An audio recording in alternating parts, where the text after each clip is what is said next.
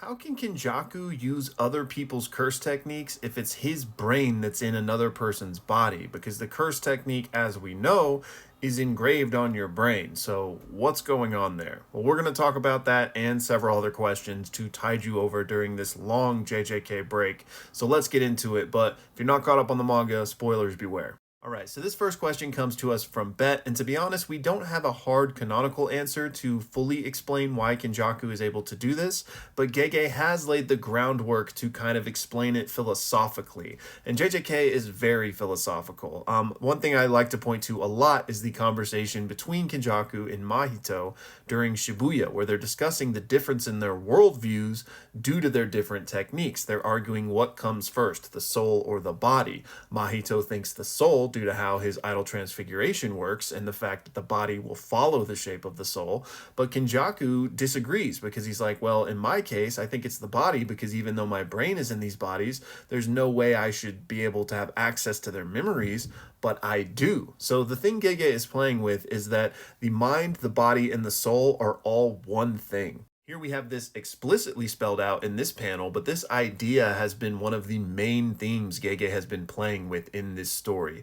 What is a person? Are they the body? Are they the soul? Are they the mind? What's the most important? What's the most prominent? And especially in these most recent chapters, this is really coming to a head because not only did we have a soul swap technique with all of the good guys, but now we once again have a Kinjaku-esque body swap with Yuta and Gojo. So all of these things are just specific ideas that Gege wants us to think about.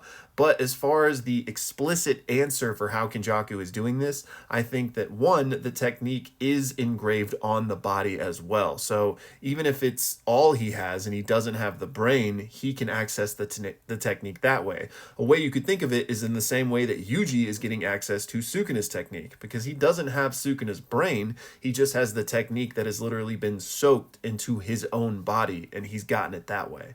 But two, to play devil's advocate, we still don't know exactly how this curse technique works at all, really. So we could find out more nuance about it that would also explain how he's getting access to these techniques. But that being said, I think the first thing I said is sufficient to explain it. Let's keep this train moving with our next question from Rito, and shout out Rito for being a YouTube channel member. Thank you so much. But the first question here is, what role is Hakari going to play if Gojo is revived, or even if he's not? And honestly, I don't have a good pulse on what to expect from Hakari in these final arcs of this manga, excuse me.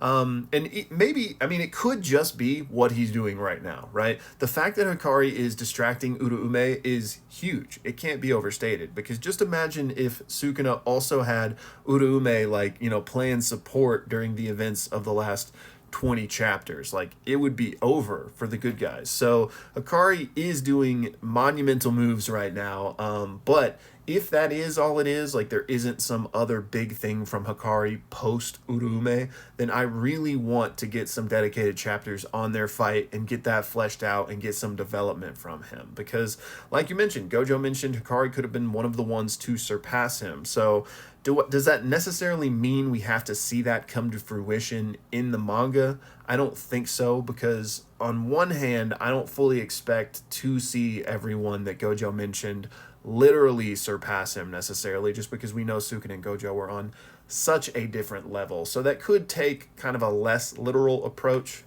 just meaning that, like, if his students were to kind of fulfill his dream, become strong, change society in the ways that he saw, like that could kind of satisfy that. But on a more actual literal sense, we do know that Hikari's RCT was stated to be even better than Gojo's and Sukuna's, right? So in that way, he has surpassed him.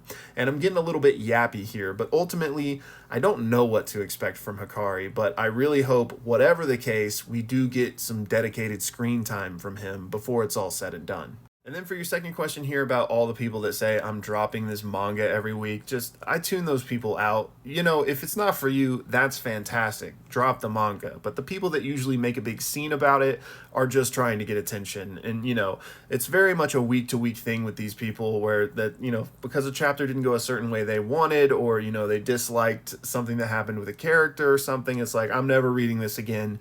And then I guarantee you they'll be there for next week's night. So I just try to tune out the kind of toxic toxic subsection of the community. But again, don't get me wrong, that doesn't mean you're not allowed to not like JJK. More power to you. If you don't want to read it anymore, don't read it anymore.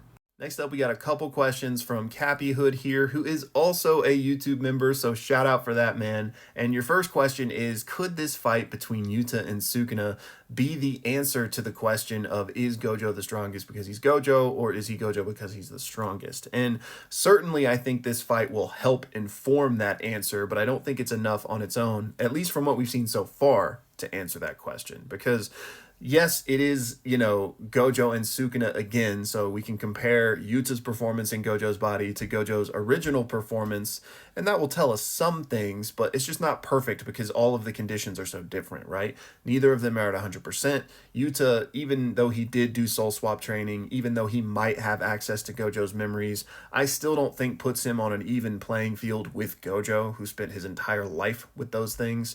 So on one hand, if Yuta were just to straight up embarrass Sukuna, that would certainly lend credence to the theory that Gojo was only strong due to his abilities, but, Sukuna is also way weaker. So in any case, I'm yapping, but in any case, to answer your question, yes, I think that question will get more of an answer, but not a definitive answer just from this. I expect something else, whether that's a moment of clarity from Gojo to kind of chime in some way, fashion, or form, or, just more character development outside of Gojo himself, but beyond this fight. We'll have to see. And then Cappy's second question says that from a writing standpoint, I'm not sure if it makes sense to keep Gojo dead for the long run because he had a dream, a vision, and if he stays dead, which adult is going to carry through that vision? The vision being to guide the next generation.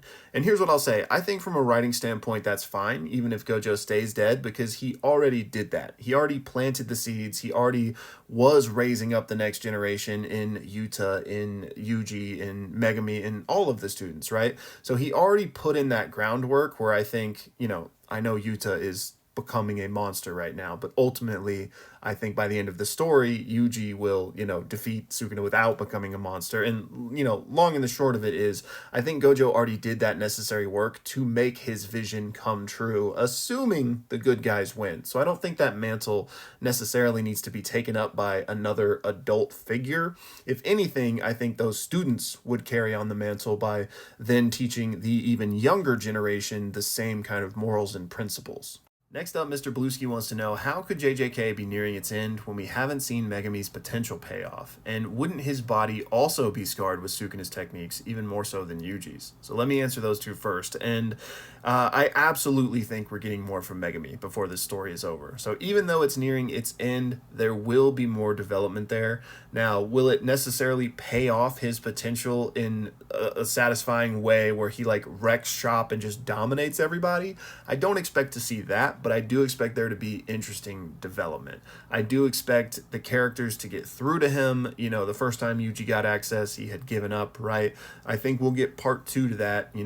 Who knows who might get through to him? Could there be a cool Gojo moment if he does have a window of agency? I don't know, but whatever form it takes, there will be more from Megumi before this story is over. And if he could be scarred, or could he be scarred with Sukuna's technique?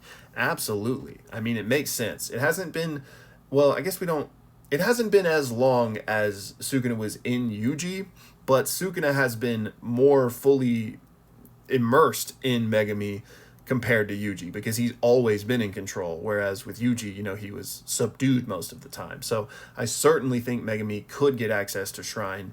Will that definitely happen, though? No, because I don't think it has to, but mechanically it would make sense for it to. So it just depends on what Gege wants to do there. And then finally, do I think Sukuna's new domain is a rapidly evolving totality of Megumi's 10 Shadows?